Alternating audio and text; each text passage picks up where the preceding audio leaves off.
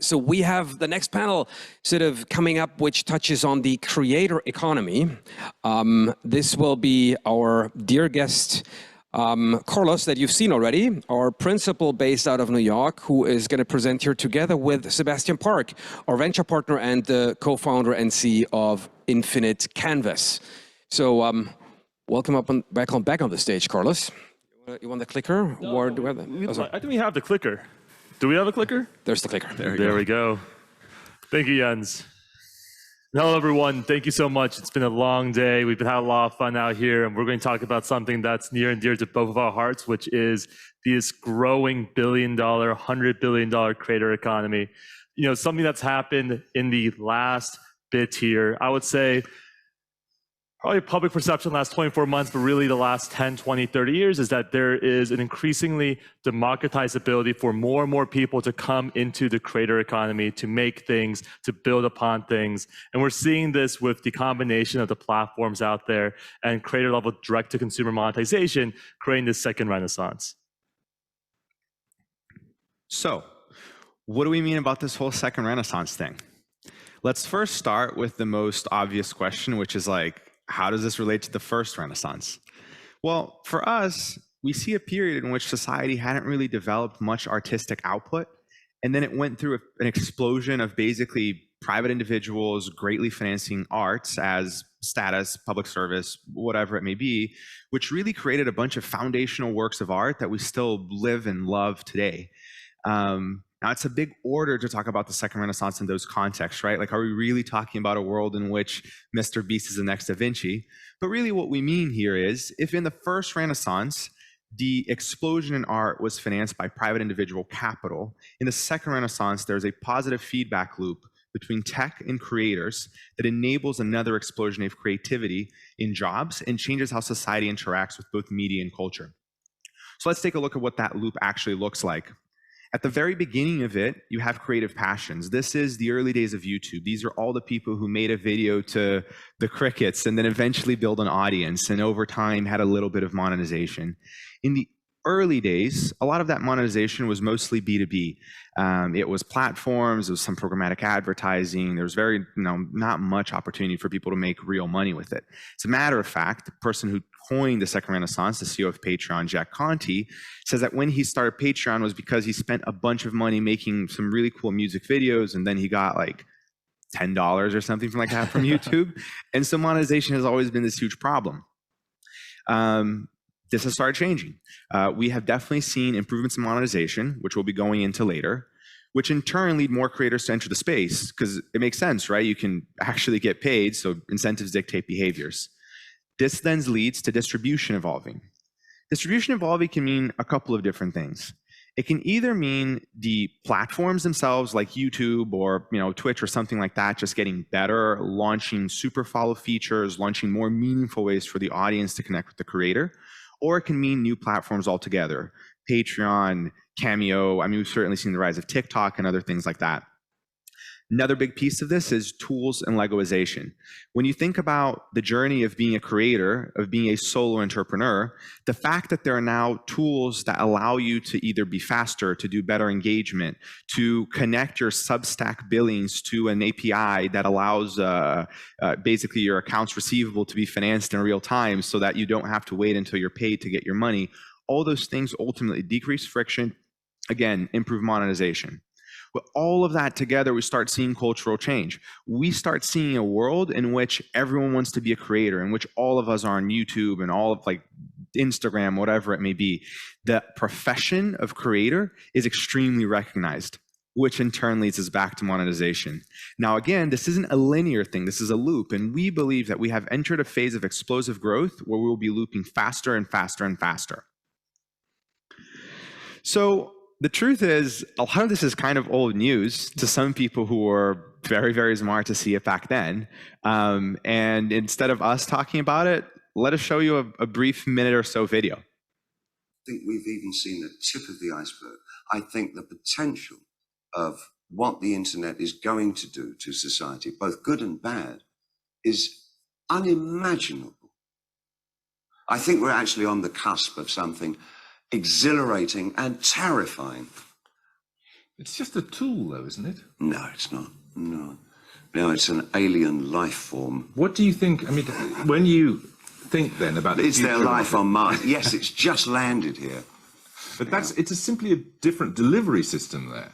You're arguing about something more profound. Oh yeah, I'm talking about the actual context, and the state of content is going to be so different to anything that we can really envisage at the moment, where the interplay between the user and the provider will be so in simpatico. It's going to crush our ideas of what mediums are all about. But it's happening in every form. It's happening in visual art. The breakthroughs at the early part of the century with people like Duchamp, who were so prescient in what they were doing and putting down. The idea that the piece of work is not finished until the audience come to it and add their own interpretation. And what the piece of art is about is the grey space in the middle. That grey space in the middle is what the 21st century is going to be about. So, looks like we lost a slide there. But basically, a lot of this comes back to this notion of a thousand true fans, right? So the audience, the creator relationship, allowing you to monetize rich cohorts. Basic math of this whole 1,000 true fans is all you need. If you imagine charging your consumer, whether it's Substack or Patreon, $10 per month, times 12, $120 per year, times 1,000, $120,000 per year, which is like 3 times the median income of the US. Being a creator is big business. Let's go back to monetization. So 3 broad stages of monetization for us to talk about. The early stage, which was B2B centric, meaning platforms dealing with brands, some programmatic advertising to the creator, basically very low monetizing, and only available to those with massive followings. So if you look at the Gini coefficient tracking the real world, the US real economy and the creator economy, it's very clear that it was a deeply unequal space. We then saw the next stage of it, which I think Kylie Jenner is probably one of the best examples of it, or one of the earliest examples of it, which was, I'm a huge creator and I will use my top of the funnel audience interaction to drive the consumption of consumer packaged goods or other types of products. So first with the launch of Kylie Cosmetics, which was ultimately acquired by a controlled interest by Coty for $1.2 billion, then diversifying into Kylie Swim and Kylie Baby. Same thing for Mr. Beast, who was a YouTube guy, still is a YouTube guy, and then out of nowhere comes out with 300 burger locations across the US with his own delivery trucks and a cloud kitchen and all of that. Needs a bunch of scale, ultimately a low margin business. Now's the part that's really interesting. Software is eating the creator world. Because so much of consumption keeps shifting digital and there's ability to distribute digital goods, we're now seeing this place where creators can distribute frictionless, high margin goods. Whether that's art and NFTs, where CryptoPunks have a combined EV of over $5 billion and were made by 2 people. Gaming, where Seb is a true expert and he'll talk all about it, but there's kids making upwards of $1 million per year making games on Roblox. Or Substack, where people are leaving leading news publications in America or colleges to write to direct to subscribers and making upwards of $2 million a year. And it's really important that we take a step back here and think more broadly about how this affects not only venture capital, but the entire investment ecosystem as a whole. What we're seeing now is that because there is a plethora of options for people to be able to not only invest in, but also to monetize themselves. If you are a creator in the video ecosystem, in the music ecosystem, in the writing ecosystem, in the gaming ecosystem, which we'll talk a little bit more about later, and also categories we didn't know even existed prior. These are some of the biggest companies we're seeing and the types of companies that they're creating inside of their platforms just blow not only my mind, but all of us here at BITKRAFT rather. What's particularly interesting is that this is something we've seen before. From a pattern matching standpoint, this is very similar to what AWS did for SaaS. We saw that changes in platforms and changes in the ability for users, in the previous case, companies that sold to people or had services that were maybe initially just Legos to people. Now what we have is that you can do it for any bit of the space, be it for writing, you have Substack, for streaming, you have Twitch and YouTube, for gaming, we had Roblox and Manticore and Minecraft.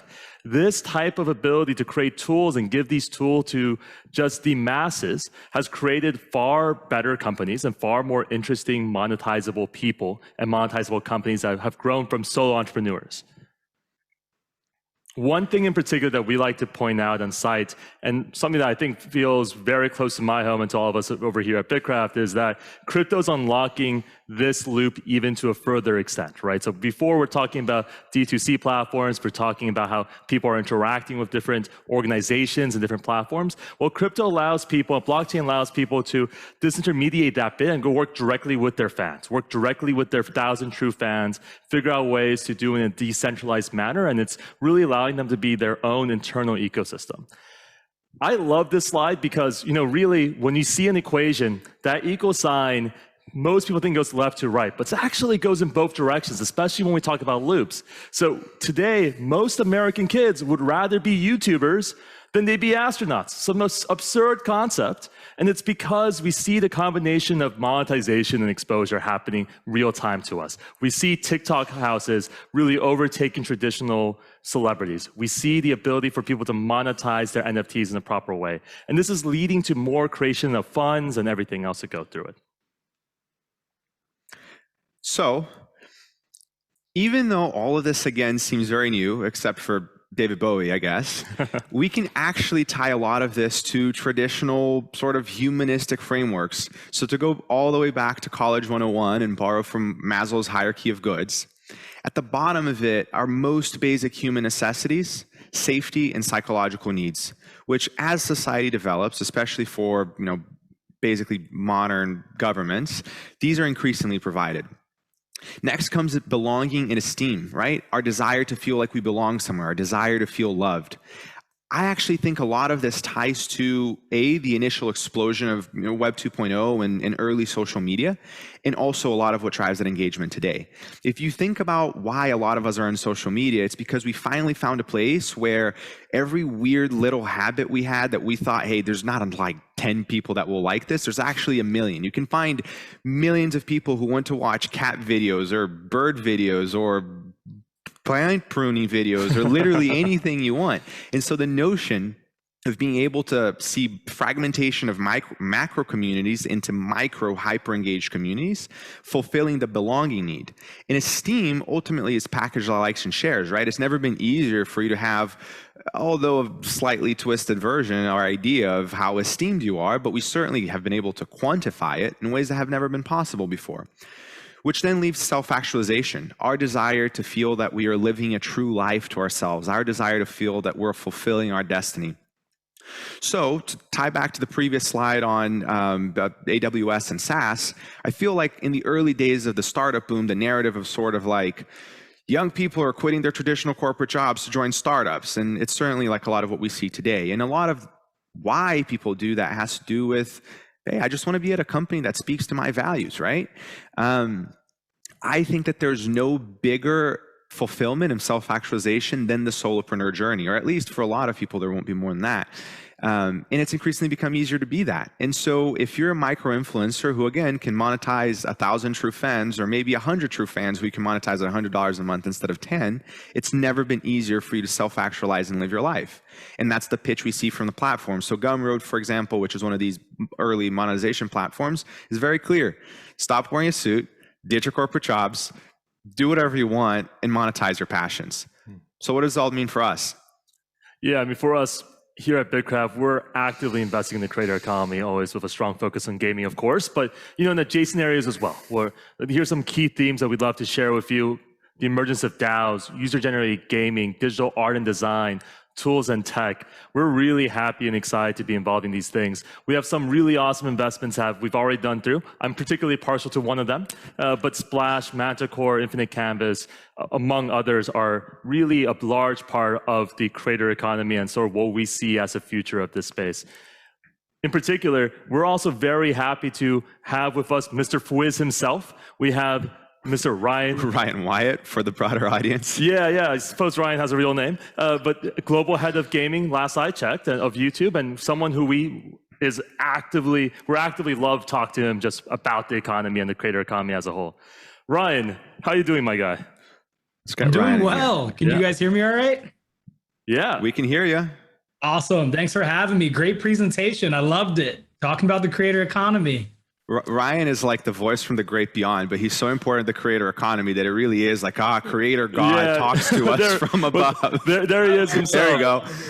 Well, Ryan, we're just going to just jump straight into it because you are a true historical expert at this point, golf and all. And so just want to start from the top. Like, how have you seen this economy change? How have you seen the evolution of people in the creator economy on YouTube? And what have you guys been working on that?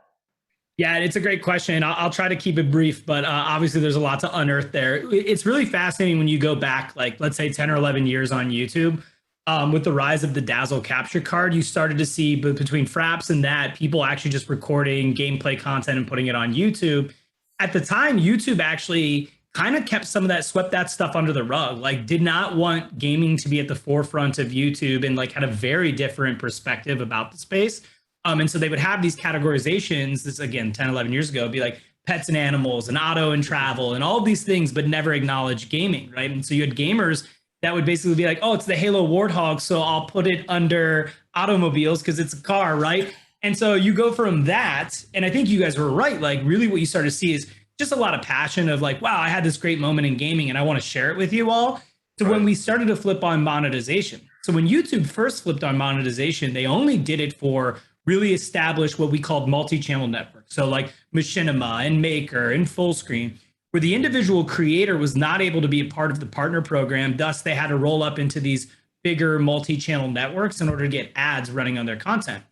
But you also called out a really good point. Like an ad-supported business is great if you're really big, right? You've got millions of views. You have that, it's like evergreen content in a big way. And you start to really mount more revenue over time.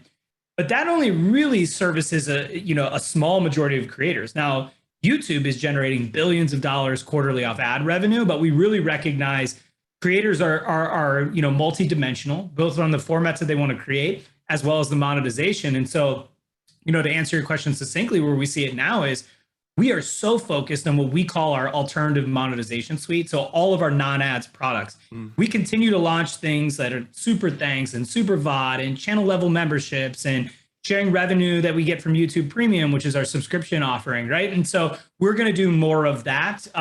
We're allowing creators to tag products and allow for, native shopping on YouTube. That's a big one as well as we get more into commerce.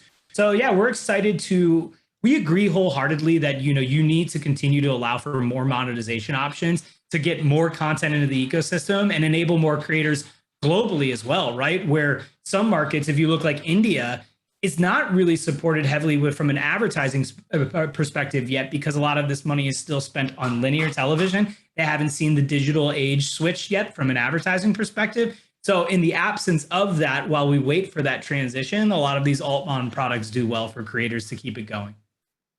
Awesome. So Ryan, when you think about YouTube's overall capital deployment in this, you guys obviously crush video, right? Like there was a slide that we had to cut to be brief on time, but it basically said, YouTube was it was a smaller percentage of how people, professional creators spend their time and a much bigger percentage of how they make their money, right? It's very clear that people are using all these other things as top of funnel to get a YouTube sub to make money.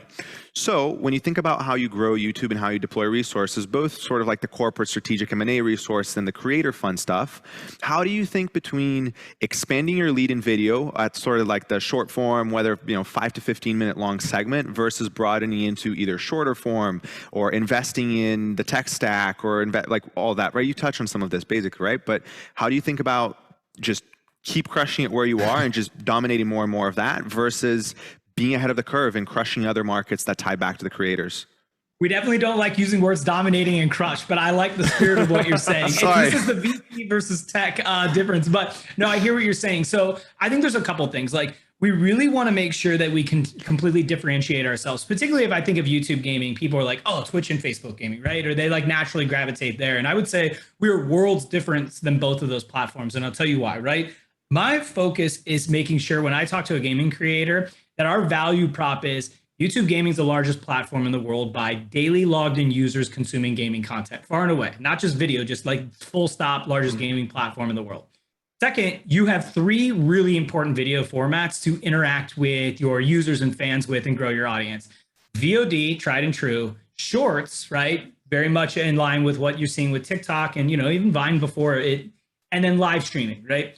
Live streaming, I look at as a secondary market when you look at contribution. A vast majority of watch time, if you took like Twitch's watch time and YouTube gaming and Facebook and you threw it all in a pot, a vast majority of that is actually VOD, not live.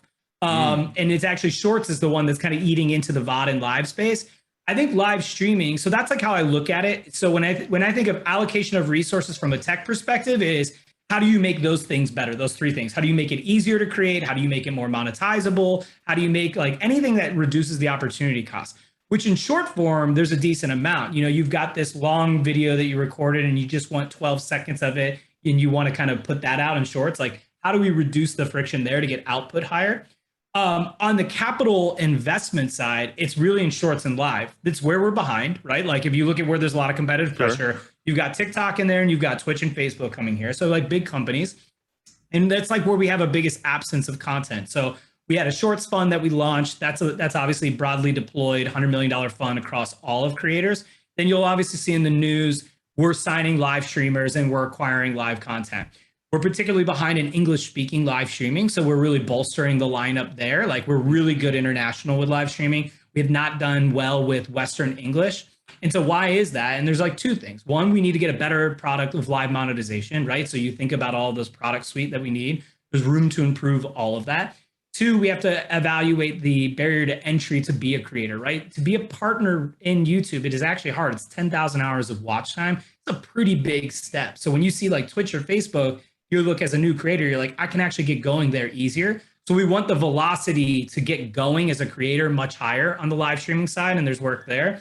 And so we think of these like tentpole creators where we're going to deploy capital as a great way to say, we'll do this stuff in product parity, and then we'll show you what a great creator looks like on YouTube. Hey, if you guys want to hear more about from Fwiz himself, this is the type of stuff that you find him on Twitter. Fwiz, thank you so much for joining us. It's been an absolute pleasure. And yeah, good luck. Have a great rest of the summit. Thank you. Cheers. And I think with that, we should toss over to Mr. Jens. Toss over to Jens. Thank you, everyone.